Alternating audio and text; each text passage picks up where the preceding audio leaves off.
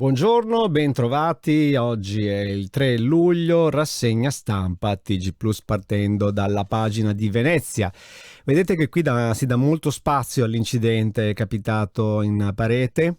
Tragico volo dalla Parete, muore un rocciatore, un 59enne di Mestre, stava arrampicando sulla palestra della valle di Schevenin nel Bellunese, una manovra sbagliata, gli è caduto per 4 metri, non sono pochi, sbattendo la testa diventano tantissimi e quindi purtroppo è andata male. Siccità, scompare il ghiacciaio dal monte Antelao e il rifugio Galassi di Mestre rischia di chiudere. Ancora si parla di Marmolada, ma in tutti i giornali si parla di Marmolada. Finti i lavori con Superbonus, 33 famiglie ora fanno causa. Ne avevamo parlato l'altro giorno in un'altra, abbiamo fatto anche un focus, poi oggi vedremo che focus faremo. Tensione all'alba al muretto, spray urticante dal buttafuori, diventano cose molto pericolose questi buttafuori che spesso non sono preparatissimi e agiscono in modo strano, un po' azzardato forse.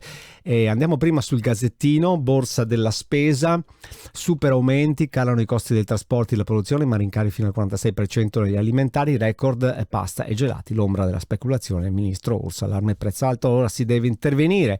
Marmolada, vedete che anche qui 12 mesi dopo le famiglie divise tra rabbia e rassegnazione, e anche qui la notizia di quello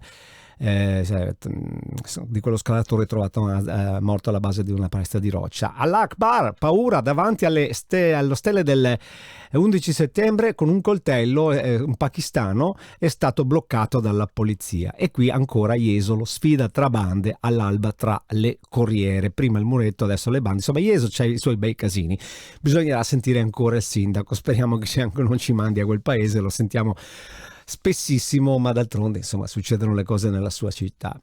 Andiamo a vedere anche la pagina veneziana, andiamo quella proprio veneziana di Notizie Plus. Vedete che CGA a giugno i veneti hanno pagato 5,8 miliardi di tasse, ma alle notizie recenti, dalle Dolomiti al mare, chiusa da 3 giorni di convegno a Rifugio Galassi, Trexer e torneo di pallacanestro, ricordo di Riccardo e Tobia, lancia Raudi contro la polizia e i carabinieri. Questo è interessante, l'aeroporto è stato arrestato, questo che si è messo a fare.